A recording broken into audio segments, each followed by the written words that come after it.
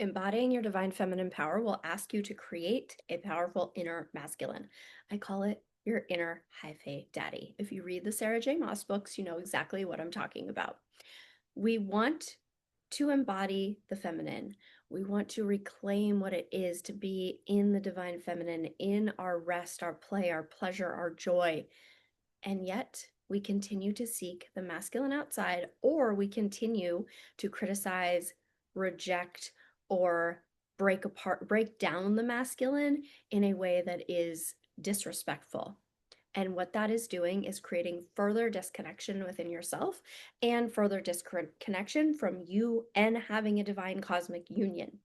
Hello, welcome to ROK Academy of Healing, Expanding, Spiritually Transforming, and Mastering Energetics.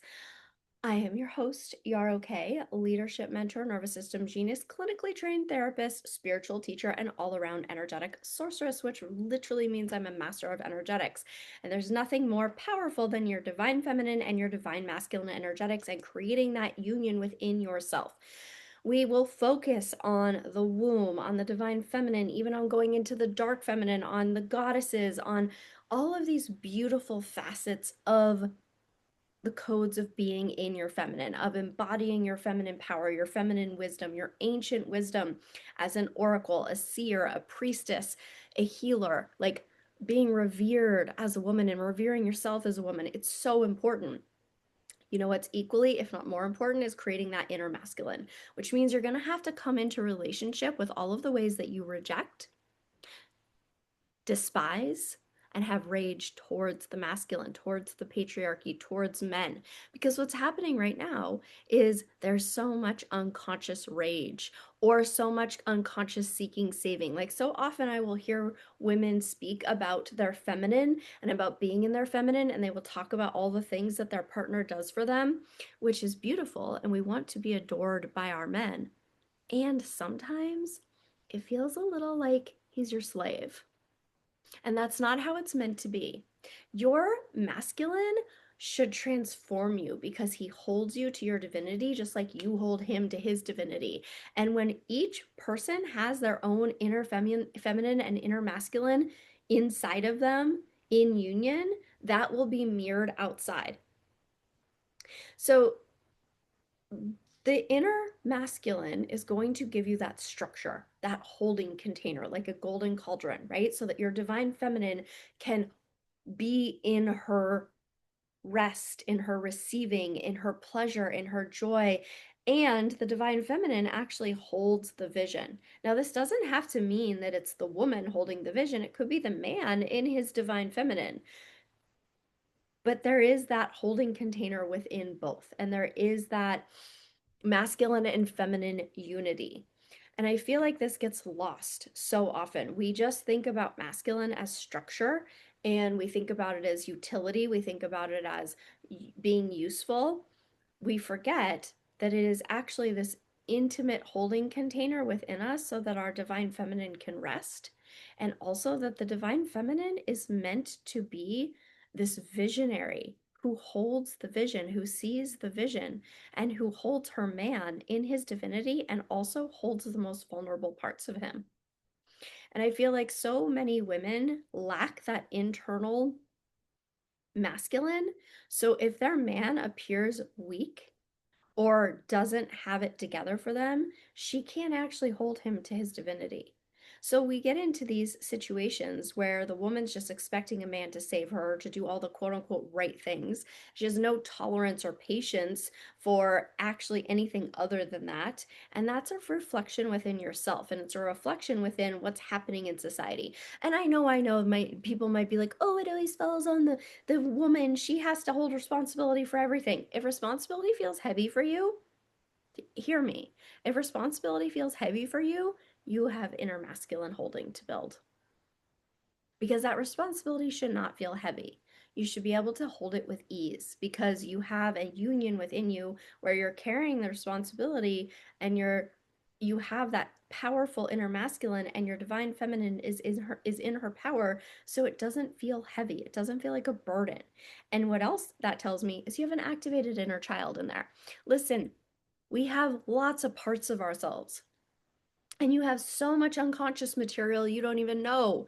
Like, there's so much of it in there. Like, worlds of unconscious material that you're like, oh, I know my unconscious. Sweetheart, you don't, I promise. I promise you don't know. And I said that with the sweetest of love because most people have been on this journey, I don't know, 2 years, 3 years, 5 years, maybe. I'm in 26 years in, and the more I know, the less I know. The more I know, the less I know. And that's when you know you've hit wisdom because you're like, I don't know. Let me get curious about that. There's not this rigid attachment to like, I definitely know. And so, yeah, I'm teaching you things that have felt true and resonant for me, that have allowed me to embody this full unity within myself so that I'm not grasping outside of myself for something else, that have allowed me to anchor into my divine feminine wisdom and power and ability to trust my inner knowings. Even if it's not showing up in the 3D, the ability to take the aligned action and then rest in my receiving, the ability to hold the power of my certainty and to be with the vulnerable parts of myself and people around me without making them wrong or me wrong or feeling unsafe because they have vulnerable parts. I have integrated my feminine and my masculine. In this last year, I have really embodied this deep wisdom in my inner feminine. So, a wounded quality of the feminine is seeking outside of yourself, seeking validation, berating and shaming yourself for your inner intuition and not believing that it's right. Those are wounded feminine qualities. That has been something that I've been deeply healing. And as I've done that, I've also healed the masculine and my ability to trust that I'm held, that I'm safe. So often women are like, I want a man to make me feel safe. Sweetheart, you have to make yourself feel safe first. That's your inner masculine. You have to heal your daddy wounds. I have a whole program on this. Heal your daddy wounds, create an inner masculine, that inner high fae daddy, I like to call it. If you read Sarah J. Maas, ACOTAR series, you know what I'm talking about. You have that within you. Then you're not seeking it outside of you. And then when you draw in a relationship, you mirror each other. And then without shaming any person, if a man can't show up for you, it's like, this is what I need. This is what feels good for me. But I'm not going to berate you or criticize you or nag you or judge you if you're not there. That's not what we're seeing in the world. We're seeing a lot of criticizing, a lot of nagging, a lot of judging, a lot of hatred towards the patriarchy, a lot of rage towards the patriarchy. Should a women have rage? Sure. Process that shit, baby. Use that. That is your creative and your sexual energy. It's your eros energy. It's fire. It wants to be utilized. It wants to be used well.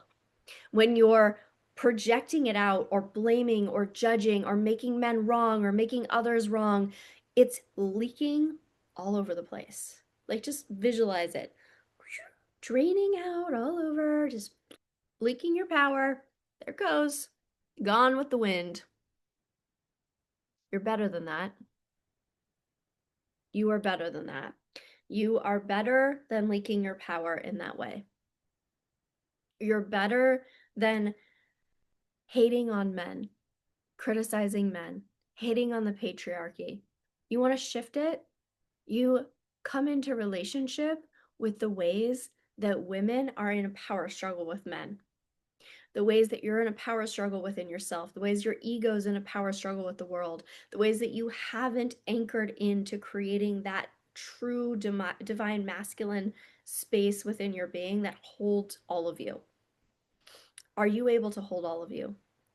When you're becoming who you're meant to be, you're going to have to learn to sit in the discomfort of all of the shit you've avoided. Do you know what that is? That's your divine masculine holding. You're going to stay and you're going to stay and you're going to stay. And it's your divine feminine who's going to go in and is going to alchemize and churn all that shit up. But it's that divine masculine holding that's going to give you the safety to fucking stay. And if you're grasping on to some man to do it, you're going to be seeking outside of you forever. If you're in a relationship and you're always on social media bragging about how your man cooked for you or did this for you or did that for you, it's beautiful. We love that. But also, are you holding him to his divinity or is he simply your slave? Is your eros energy lit up? Is he transforming you? Is your relationship bringing parts of you alive that you didn't even know existed? Or do you just feel safe because he does everything that you want him to do? Like, which is it? And everybody wants different things. Like, some people don't want to be transformed. I'm not that person. I want to be transformed. And it doesn't mean you can't have a safe relationship. It just means that you're in a relationship with someone who looks in your eyes and is like, I see you. I see who you actually are. And you do that for them as well. So it's not just some man who's like holding you in safety and supporting you and is your cheerleader and is the daddy you never had. That's not your lover. That's your daddy, and not in the fun way. It is essential that we come into relationship with the masculine. So I ask you, if you're a woman watching this, even if you're a man watching this, what is your relationship with the masculine? Because we've all internalized toxic masculinity in some degree or another, and we've all projected out towards the masculine and made it wrong. We have made facets of men wrong that are meant to be male qualities. Like, there's a reason for aggression. It's just not channeled. It's not executed well. It's not trained. There's this thing going around right now. Ugh, it makes my blood boil. I've seen it several times on several different pages, and it's like some woman holding a plate of food and there's a dog, and it says, I couldn't help it. She baited me, or she whatever, she baited me, she lured me on. And they're like, if a dog can do it, a man can do it. That dog is highly trained. Are you kidding me? Like, use your brains, people. If that dog were not trained, it would devour that food, no matter what you did to it. So you have to think about this. Let's take this visual for a second. You have a bunch of dogs who haven't been trained running around the streets. What are they going to do? They're going to fuck shit up. You have a bunch of trained dogs running around the streets. What are they going to do? They're going to behave themselves. They're going to have manners. They're going to be orderly. They're going to keep their shit in together, and they're going to keep it in their pants. Now, where am I going with this? We have not trained ourselves, men or women. Well, we're focusing on men right now. Men are not trained around their sexuality, around their power, around their aggressive energy that's innate within them, that testosterone that is meant to be aggressive. It's meant to be survival. We're not training it. And so, what do you think happens with that? They don't know how to utilize it. They don't know where it goes. And then if you're going to say to me, oh, you're saying you don't know? I'm saying they don't know because they were never trained from childhood. No one was ever trained.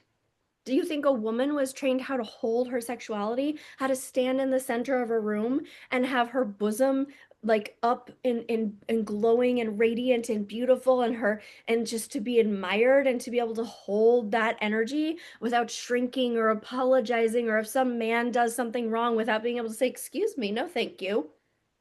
Women weren't trained to do that. They go, oh, I'm sorry. Oh, they shrink. They let people do things that they shouldn't let people do. It goes on both sides. We've literally not been trained. And so when we're looking at embodying the divine feminine power, if we don't have our inner masculine and our relationship with the masculine healed, rather than leaking out all wounded and seeking saving and then projecting and blaming and making men wrong, if that's happening within, if that's being externalized, that's happening within you. You're resentful that no man has come and saved you, but you may not even be admitting that, right? So if you haven't anchored that in, then your divine feminine is going to be leaking all over the place, not going to be focused, channeled, able to hold the vision, able to say a sacred no, able to honor energetic boundaries. Boundaries don't actually need to be spoken very often. If they are integrated into your being, it's very rare you'll have to say them. And when you do have to say them, it's the universe telling you you haven't sealed up this energetic leak. And that comes from having the ability to anchor into your power, divine feminine, and then communicate it, take action, divine masculine. So the union between divine feminine and divine masculine internally is essential. And what happens so often is women go to, I'm going to be in my feminine, and they run around flowy and they seek saving in a man, or they criticize or they judge or they reject the masculine. And then they have all this leaky energy, and then they're nagging, they're criticizing, they're berating, they're judging. And it is a big old mess. And so the path forward to union, if you want divine cosmic union externally, if you want to feel safe to be in your feminine, you create that inner masculine. You heal your daddy wounds. You process your rage towards the years that women have been repressed. You get honest about the ways that women have been complicit in the repression. You hear me? Women have been complicit in the repression. I know it's going to piss people off. You have to get honest about that, because if you're not honest about that, nothing can shift. And when you're honest about that, then you're able to create a deeper union. And then that starts to show up externally. And if all of us do this, imagine the world that we'll live in. Imagine the world we'll live in if men and women are trained around their creative and sexual energy, how to hone it, how to honor it, how to embody it, how to work with it. We won't have a bunch of untrained dogs running around the world, men and women. Because that plate of food with that dog is highly trained. An untrained dog would go for the food immediately. You have to train your energy, masculine and feminine, creating that union, becoming an energetic sorcerer. That is why I created the mystery school. The ROK Way Mystery School is to help women. This one's only for women, my sweet men. Help women hone their energetic vibration, because this is self-mastery. And when I actually read that mystery schools were self-mastery, I was like, oh, it makes so much sense that I would create a mystery school. I have spent 26 years mastering self, and I will continue to for the rest of my life. This will be my continual evolution, and it is my gift to help you master self as well. And part of that starts with this internal masculine and feminine energy, so that you create a union and you heal the parts of you that are functioning from the wounded masculine and the wounded feminine, and are leaking energy and seeking external saving outside of you, or absolving yourself of responsibility or abdicating your own power. Because when you attune to your inner child and you heal your inner daddy and your inner mommy, and they come together, and you are able to show up as the lover, as the siren, as the healer, as the oracle, as the priestess, as the beautiful being who you are.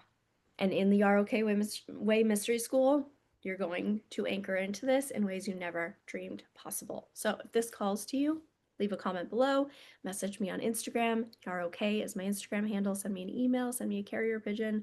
I cannot wait. We start on February 1st. This program is, I don't want to call it a program. It is an offering. It's a place to anchor in and become the energetic sorcerer you're meant to be, to embody your divine feminine power, so you have clarity and vision, are connected to the codes of beauty and power and truth and love.